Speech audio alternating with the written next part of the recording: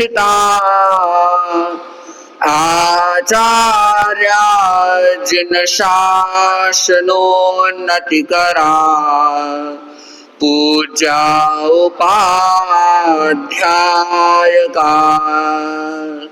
श्री सिद्धांत सुपाठका मुनिवरा रत्नत्रयाराधका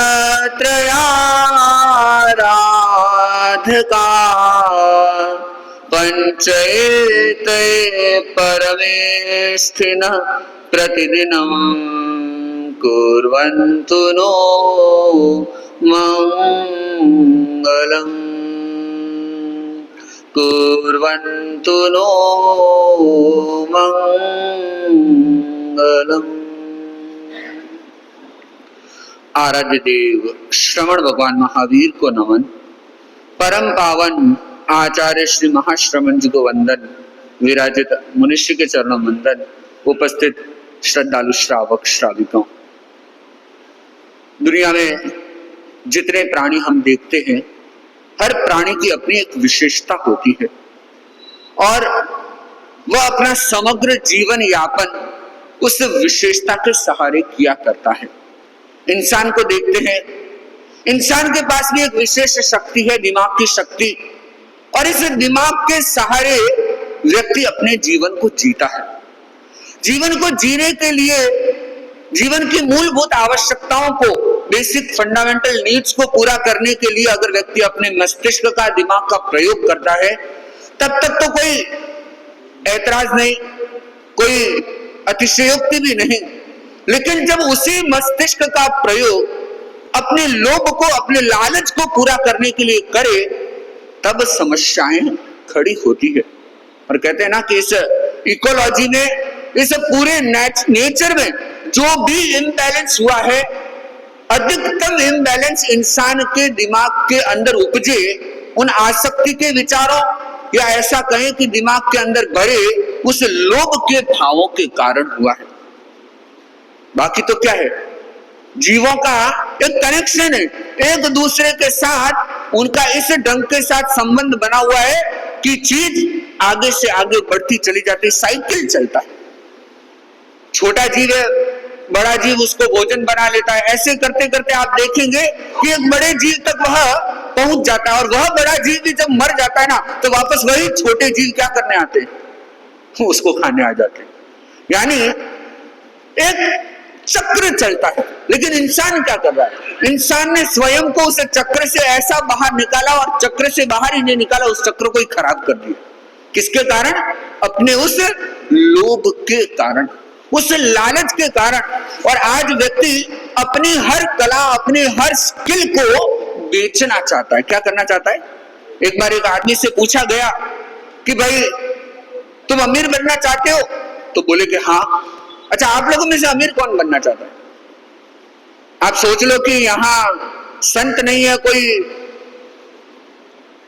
ऐसा व्यक्ति आपसे पूछ रहा है जो वास्तविकता में आपको अमीर बना देगा। क्योंकि मैं तो नहीं बना सकता, क्योंकि मेरे पास तो पैसे भी नहीं, पॉकेट भी नहीं है, मनी भी नहीं है, और नहीं कोई फाइनेंस का, बिजनेस का कोई खास नॉलेज है। बताएं, आप बनना चाहते हैं ओनली रिच और रिचेस्ट? रिचेस्ट, हाँ। और कौन है? अच्छा, जो जिनके हाथ नीचे हैं, मैं उनसे कहना चाहता हूं उनके नाम पे जितनी संपत्ति है वह सब छोड़ दे। फिर अब बोलो कौन तैयार है? अब भाई रिच नहीं बनना चाहते तो भाई छोड़ दो, आ जाओ। गुरुदेव के वहां से इंगित भी मिल रहा है कि भाई कितने वैरागी तैयार किए, कितने वैरागी तैयार किए, और हमने भी वो कहना है ना, कभी वो फिल इन द ब्लैंक। अभी जो जगह खाली है, जो लोग हमको प्रश्न कर रहे थे कि थाना नहीं लिखवाया, भाई थाना इंक्रीज हो जाए तो पहले क्यों लिखवाए, है ना? तो तैयारी है तो बोलो भाई। अच्छा, रिच कौन बनना चाहता है?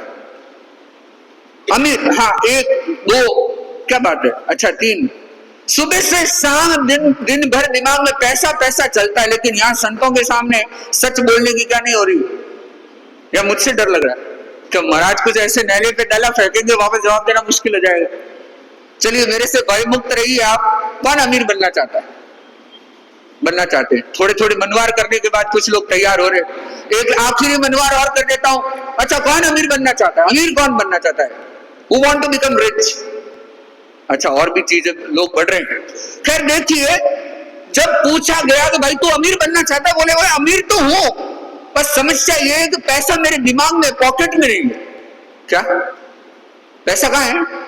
और हर आदमी आज कोशिश कर रहा है कि जो दिमाग में पैसा है ना वो पॉकेट में आ जाए, और जब दिमाग वाला पैसा अगर पॉकेट में आ जाएगा तो व्यक्ति सोचता है कि मैं कहां हो जाऊंगा।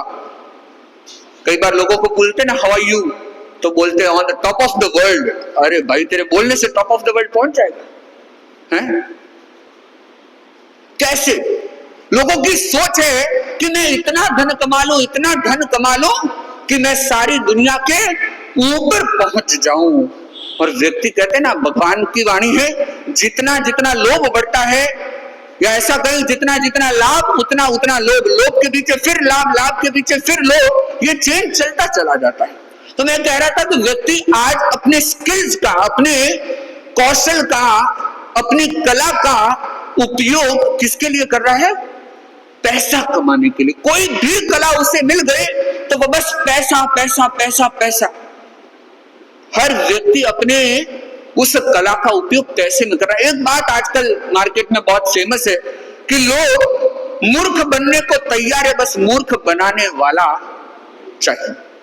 बोल रहे हो ना, धीरे धीरे चाहिए चाहिए, यानी कि अंदर आप में भी वो सोच है कि मेरे पास भी ऐसी कला, एक ऐसा आइडिया आ जाए कि मैं भी लोगों को क्या बना दूं? मूर्ख बना दूं, और क्या कर लो? बहुत पैसा कमा लो। और बस उसी मूर्ख बनाने की कला में लोग अपना समय लगाते चले जा रहे हैं। आपके सामने जितनी चीजें उपस्थित है, जितनी वस्तुएं आपके सामने हैं, अलग अलग ढंग से देखना कि वे चीजें बस पैसा बनाने के लिए एक सारा, ऐसा कहें कि एक नाटक रूप में कल्पना चित्रण खड़ा किया गया हमारे सामने, और सिर्फ उस चक्र में फंसाने के लिए। एक बार किसी से बोला गया कि रिसाइकलिंग क्या होती? क्या बोला? रिसाइकलिंग। तो बोला कि क्या है, आदमी चल रहा था, पैदल चलता था, तो पैदल चलते चलते उसके पैर दुखने आ गए, तो उसने साइकिल पकड़ ली। क्या पकड़ ली? साइकिल पकड़ी, और साइकिल चलाते चलाते पैर दुखने आए, तो इसलिए उसने मोटर बाइक पकड़ लिया। मोटर बाइक चलाते चलाते कमर दुखनी आई, तो क्या कर लिया उसने? कार ले ली। और कार चलाते चलाते, क्यों, बैक को तो सपोर्ट मिल गया, टोन को सपोर्ट नहीं मिला, तो टोन बढ़ गई, फैमिली पैक। तो उस फैमिली पैक को घटाने के लिए भाई साहब वापस साइकिल पे आ गए। It is called recycling. क्या ये क्या है? वापस कहां आ गए भाई साहब? साइकिल पे आ गए ना। यहाँ कई महानुभाव है, बचपन में साइकिल चलाई होगी, गलियों में दौड़े होंगे, और अब सेठ बन गए तो अब गलियों में दौड़ते हैं, और उसमें भी बड़ा गौरव। कल ही लोग मिले, बोले महाराज 7 किलोमीटर पर डे वॉकिंग। क्या है वो? रिसाइकलिंग है। क्या है? रिसाइकलिंग। यानी व्यक्ति वही कर रहा था, और घूम फिर कर आप देखिए कि ये सारा जो रचा गया, सारी जो रचना रची गई, ये एक दिमाग की उपज है, आवश्यकता की उपज नहीं है। मैंने पहले ही कहा कि अगर व्यक्ति अपनी आवश्यकताओं को पूरा करने के लिए अपने दिमाग को प्रयोग में ले तो कोई तकलीफ घटित होने वाली नहीं। लेकिन आज देखिए कि साइकिल खड़ी की गई, मोटर बाइक लाई गई, कार लाई गई, ऑटोमेटिक कार लाई गई, और अब वापस क्या ला दिया गया? अलग अलग डिजाइन में अलग अलग मॉडर्न फैंसी साइकिल्स आपके सामने है। और कई लोगों को देखता हूं तो बड़ा आश्चर्य होता है कि महाराज 1.5 लाख की साइकिल है, महाराज 1 लाख की साइकिल है, कार्बन बॉडी है, महाराज बहुत लाइट वेट है, ये है वो है, फला ढिका, बहुत बोलते। अब सोचिए कि आप नेचर में रहो, इन सब चीजों की जरूरत नहीं, और वह सारा सब कुछ जो रचा गया ना, एक माया जाल, वो पैसा कमाने के लिए रचा गया।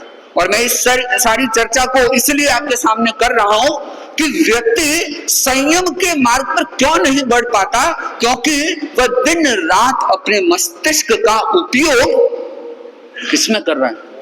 पैसा कमाने में। और ऐसी चीज कमाने में आप अपनी कला का, अपनी सोच, अपनी शक्ति का उपयोग कर रहे हैं जो यही छूट जाने वाली है। क्या मुनिश्री ने अभी जो गीत का संगान किया, लूट औरों का घर लालची बन गया है, तिजोरी को भर चंद पैसे भिखारी को घर दे दिए, ऐसा दानी कहाने से क्या फायदा। तो हर जगह स्किल लगा रहा है, पैसा कमाने में भी स्किल लगा रहा है और खर्च करने में भी स्किल लगा रहा है। और आज अपने सामने एक बहुत बड़ी चुनौती कहे, एक बहुत बड़ा चिंतनीय बिंदु कहे कि भगवान महावीर की वह वाणी या आप जैसे बनियों के भरोसे पड़ गई क्या? क्योंकि बनियों के दिमाग में कहा है दिन रात पैसा है। क्या है? माला जपे तो ही दिमाग में रुपया दीजो रोकड़ा, बस सामायिक करे तो अच्छा, सभा संस्थाओं में दान करे तो कई लोगों को देखता हूं दान देने की भी स्टाइल अलग है। क्या है? पैसा देंगे, वो कई लोगों से सुनता हूं कि पटकना 10 पैसा बजे रुपया तब तो हम डोनेशन देंगे, और अगर पटके रुपया और बजे अठन्नी तो हम पैसा। तो पैसा कमाने में भी दिमाग इतना उलझा हुआ है, लगा हुआ है, और पैसा देने में भी, डोनेट करने में भी, जहां अच्छी विजिबिलिटी है वहां तो खूब अच्छा पैसा देने को तैयार है, और जहां विजिबिलिटी नहीं, ब्यूटी है, वहां पैसा जेब से निकलता भी नहीं।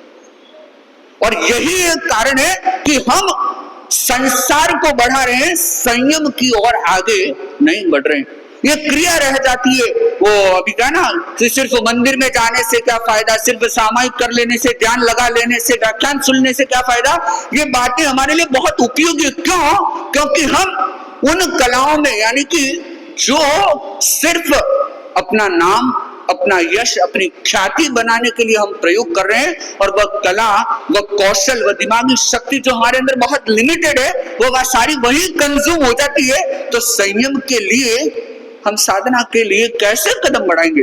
और आश्चर्य की बात कि लोग अपनी उस बिजनेस माइंडसेट को साधु साधियों के ऊपर भी लाके पटक देते हैं। आचार्य भिक्षु के सामने भी एक प्रसंग आया कि भीखन जी आपने दीक्षा ले ली, नहीं तो आप कोई राजा बनते। अरे राजा क्या करना राजा बनके? एक कहावत आपने सुनी होगी, राजेश्वरी नरकेश्वरी बोल रहे है ना। और अभी भी क्या बनने की ट्राई चल रही है? आपकी तो ट्राई वही चल रही है ना। अरे राजा बने नहीं बने, क्या बन जाए? नगर पालिका के अध्यक्ष बन जाए। नगर पालिका के अध्यक्ष आगे बढ़ने का मौका मिले तो अरे वो अध्यक्ष बनना। कई वो अध्यक्ष की नेम प्लेट लगा के घूमते हैं कि भाई फलाना अध्यक्ष, पूर्व अध्यक्ष। कोई तो लिखते हैं भूत भूत भूत भूत पूर्व अध्यक्ष। अरे भाई कितने भूत है भाई बताओ? वो इतना भार, इतना वजन, इतना बोझ अपने मस्तिष्क में लेके चलते हैं। तो आचार्य भिक्षु से कहा गया कि आप तो राजा बनते। तो भीखन जी ने कितनी सही बात कही, बुद्धि बाही सराहिए जे सेवे जिन धर्म, और वा बुद्धि किण कामरे जो पड़िया बांधे कर्म। और उस बुद्धि का उपयोग आप अपनी आवश्यकताओं तक अगर सीमित रख लेते हैं तो मेरा विश्वास है, ये भगवान की वाणी है कि आप संयम के प्रति सहज रूप में सीधे तौर पर अपने आप आकर्षित होते चले जाएंगे, और आप अपने आप संयम के मार्ग पर बढ़ते चले जाएंगे। बस एक कार्य करना है। पिछले कुछ दिनों से हमारी चर्चा चल रही है कि व्यक्ति संयम में कैसे पराक्रम करे। संयमन्य वीर्यम जो आगम की वाणी है, तो उसमें हमने कुछ बिंदुओं पर चर्चा की कि व्यक्ति अपने लाइफ पैटर्न्स को चेंज करे तो उसका प्रिंसिपल्स पर फर्क असर आता है। और भी कुछ बिंदुओं पर हमने चर्चा की। कल कौन सा बिंदु था? कल कौन सा था? एक हमने चर्चा की थी कि व्यक्ति अपने ग्रंथि तंत्र को, अपने एंडोक्राइन सिस्टम को थोड़ा सा अगर रेगुलेट करे, उसको थोड़ा बैलेंस मैनेज करने की कोशिश करे, तो संयम के संस्कार उसके अंदर जागने लगेंगे। अच्छा, कल का विषय याद आएगा? न्यूट्रल रहने की कोशिश करे। क्या रहे? न्यूट्रल है, हाँ, मध्यस्थ भाव। और अव्यग्र मन, जिसे कहते हैं ना, अव्यग्र, न तो उल्लास है, न हर्ष है, न हमारे अंदर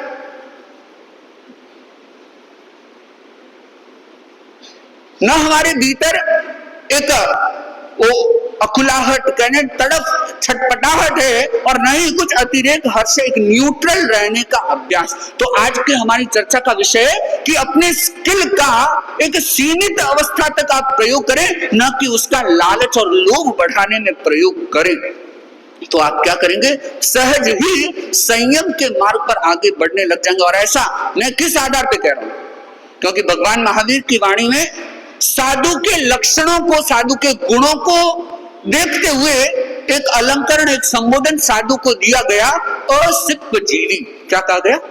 अशिल्प जीवी, यानी कि अशिल्प जीवी। साधु अपने ज्ञान का उपयोग आमदनी के लिए नहीं करता। क्या नहीं करता? साधु अपने ज्ञान का उपयोग किसके लिए नहीं करता? अपनी आमदनी के लिए नहीं करता। और आज के इस कलयुग में ऐसे अनेक साधु भी हैं जो क्या कर रहे हैं? क्या कर रहे हैं? अपने दिमागी शक्ति का उपयोग पैसा बनाने में कर रहे हैं कि भाई एक ओकेजन, एक इवेंट आपके यहाँ पे करवाया, थोड़ा परसेंट मेरे को मिल जाए तो हर्जाई क्या है। या फिर कि भाई बाबा जी के पास आओ तो खाली हाथ मत आओ। और कई कई जगहों पर तो ऐसे बाबा हैं, ऐसा उन्होंने साज रंग सब कुछ ऐसा बना रखा है। एक बाबा जी के बारे में सुना, उनका एक थिएटर है। क्या? उनका एक थिएटर है, और उस थिएटर में अगर बाबा जी के साथ बैठ के फिल्म देखनी है तो बड़े भारी पैसे लगते हैं। और उसमें भी मैंने सुना कि बाबा जी बैठे, बाबा जी के बगल में बैठ के अगर फिल्म देखनी है तो 1 लाख रुपए। क्या? थिएटर की एक मूवी का 1 लाख रुपया देना है। बाबा जी के आगे बैठ के देखना है तो 75,000 देना है। बाबा के पीछे बैठ के देखना है 50,000 देना है। और बाबा जिस थिएटर में, जिस टाइम में उस मूवी को देख रहे हैं, उसी टाइम में, उसी थिएटर, उसी शो में अगर आपको देखना है तो 25,000 रुपए देने हैं। ये सब क्या है? क्या कर रहे हैं? और लोगों को, कई लोगों को क्या है, ऐसे बाबा पसंद आते। क्यों? क्योंकि थोड़ा पैसा बाबा जी को दे देते हैं और ज्यादा पैसा कुछ इधर उधर कुछ टोना टोटका करके, कुछ जादू टोना करके, अगर संभव हो सके तो वो खुद के लिए भी पैसा बना लेते हैं। क्योंकि सीधे भक्त तो ऐसे मिलने वाले नहीं जो क्या है, बिना किसी प्रतिफल के लाख या करोड़ रुपए दे दे। ऐसा भक्त तो मिलना बहुत बहुत मुश्किल, बहुत मुश्किल। तो लोग क्या कर रहे हैं? पैसा बनाने में लगे हुए हैं। और भगवान ने ये स्पष्ट कह दिया कि तुम अपने इस कला कौशल का उपयोग अगर धन कमाने में कर रहे हो तो तुम क्या नहीं हो? साधु नहीं हो। और यही आपको जो मैंने बात कही, अपने स्किल का क्या उपयोग करना है, इसका एक आधार है कि अगर आप अपनी कलाओं का उपयोग अपने विकास के लिए करते हैं तो निश्चित मान के चलना कि आज नहीं तो कल आप संयम की दहलीज पर स्वयं को खड़ा हुआ देखेंगे। नहीं तो क्या होगा? ये जो सांसारिकता है, ये जो धन का लालच है, ये आपको किस दहलीज पर ले जाके पटकेगा आप भी अंदाजा नहीं लगा सकते। तो स्वयं अपने स्किल्स का आप क्या उपयोग करते हैं, अपने ज्ञान का, अपनी उन कलाओं का क्या उपयोग करते हैं, इसके लिए बहुत सावधान रहने की आवश्यकता है। और आचार्य श्री तुलसी ने अपनी एक रचना में बहुत सुंदर कहा, सभी कलाएं हैं विकलाएं, पंडित सभी अपंडित है, नहीं जानते कैसे जीना केवल महिमा मंडित है। कि तुम अपनी बुद्धि का उपयोग इसमें कर लो कि कैसे जीऊं, तो अपने आप तुम्हारी गाड़ी है ना संयम के रास्ते पर लग जाएगी। और अगर तूने अपने उस कला का एक नियंत्रण नियोजन नहीं किया तो वह क्या हो जाएगी? सभी कलाएं हैं विकलाएं, कि वह कला भी विकला हो जाएगी, वह कला होना नहीं होना बराबर हो जाएगा। क्यों? क्योंकि क्या कर रहे हो कि तुम्हें यह भी नहीं पता है कि जीना कैसे है। और आज कई लोगों की स्थिति ऐसी है, पैसा तो बहुत है, धन बहुत है, लेकिन क्या नहीं आता? जीना नहीं आता। डिग्री बहुत बड़ी बड़ी डिग्री उनके पास, लेकिन क्या नहीं आता? जीना नहीं आता। और आप देखिए कि विदेशों में ऐसे कितने कितने लोग जो विदेशों से भारत आते हैं क्या सीखने के लिए, आज भी भारत से अध्यात्म के संस्कार लेने को आते हैं, मेडिटेशन करने को वे भारत आते हैं। और हमारे भारतीय क्या कर रहे हैं कि मेडिटेशन में तो मन लगता नहीं, तो क्या करने को जाते हैं? कचरा खाने को, फोटो खिंचाने को। अब सारे काम बोलूंगा तो आपको भी अच्छा नहीं लगेगा, मेरे को भी अच्छा नहीं लगेगा, मेरे को तो बिल्कुल ही अच्छा नहीं लगेगा, है ना। ऐसे ऐसे काम करने को विदेश जाते हैं। अब सोचिए वो इतना पैसा खर्च करके भारत क्यों आते? क्योंकि वे जीने की कला सीखना चाहते हैं। और कलाएं उनके पास है, उनके पास ऐसा डेडिकेशन है कि वह अच्छा पैसा कमा सके, उनके पास ऐसी टेक्नोलॉजी है कि वह ज्यादा से ज्यादा अपने जीवन को सुविधामय बना सके। लेकिन फिर भी वे भारत आते हैं किसके लिए? भारत का स्पिरिचुअल टूरिज्म आज भी बहुत फेमस है, लोगों की चार्म और अट्रैक्शन का सेंटर बना हुआ है। किसके लिए? क्योंकि लोग क्या करना चाहते हैं, अपने जीवन में वो जीने की कला विकसित करना चाहते हैं। और हमारे भारतीय क्या कर रहे हैं, जो जीने की कला है उस कला को भी व्यापार बनाने में लगे हुए हैं। लोग हमारे पास भी आते हैं, जैसा मैंने आचार्य भिक्षु का उदाहरण दिया, बेंगलोर की बात है, हमारा प्रवास हो रहा था और प्रवचन होते थे तो एक भाई आया, बोले महाराज आपका प्रवचन तो बहुत अच्छा है लेकिन एक कमी है। मैंने कहा ले वही कमी बता रहा है, अच्छी बात है, कोई कमी मिल जाएगी तो सुधार करेंगे और अच्छा हो जाएगा। इतने में वो बोला महाराज एक कमी है, आप पैसा नहीं लेते। मैंने कहा अरे भाई अब पैसा लेना शुरू कर दूं मैं? क्या स्थिति है? हम उस ज्ञान का उपयोग जीवन निर्माण के लिए करें, यह हमारी परम आवश्यकता है। तो अगर आपके मन में प्रश्न है, जिज्ञासा है, एक सोच है, एक खोज आपके भीतर अगर है कि मैं संयम को कैसे स्वीकार करूं, संयम के मार्ग पर अपने कदम कैसे बढ़ाऊं, तो ये जो दिन रात अपनी कलाओं को जो बेचने का चिंतन, या जो ऐसी सोच बनी हुई कि दिमाग में तो पैसा बहुत है, वो सारा दिमाग वाला पैसा कहां सीधा खाते में ट्रांसफर हो जाए, बैंक अकाउंट में चला जाए या पॉकेट में चला जाए, ऐसी मत सोचना। क्योंकि यह सांसारिकता का राग, या ऐसा कहें कि यह जो अपनी कला को धन के साथ जोड़ देना आपको किसी पतन के मार्ग पर कहें या डिमोशन डाउनफॉल की तरफ आपको लेकर के जा सकता है। और वही भगवान की वाणी के अनुसार अगर आप अशिल्प जीवी वह साधु के उस लक्षण को, गुण को अपने भीतर साकार करते हैं, तो संयम का संस्कार, यानी कि जब अपनी कलाओं का उपयोग अपने जीवन निर्माण के लिए करते हैं तो आप सहज ही संयम के मार्ग पर अपने आप को खड़ा प्राप्त करेंगे। और वह दिन आपके लिए धन्य होगा कि जिस दिन आप अपने आप को उस संयम के मार्ग पर उपस्थित देखेंगे। तो मैं सभी के प्रति मंगल भावना करता हूँ। ऐसे मंगल भावना का कार्यक्रम आने वाला है, लेकिन पहले ही मैं मंगल भावना करता हूं कि सभी संयम के मार्ग पर पहुंचे, संयम के मार्ग पर बढ़े। इन्हीं भावना के साथ मेरा विनम्र निवेदन, मनुष्य से अपने मंगल करूं।